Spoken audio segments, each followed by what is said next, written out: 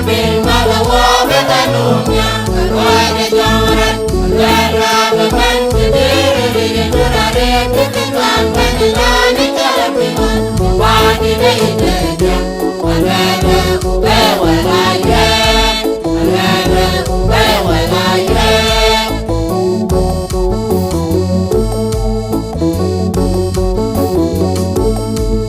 Pin malawa betanumnya Kalwada joran Kalwada beban Kediri durare Keketuan Kanilani Kalapiman Wadi Deja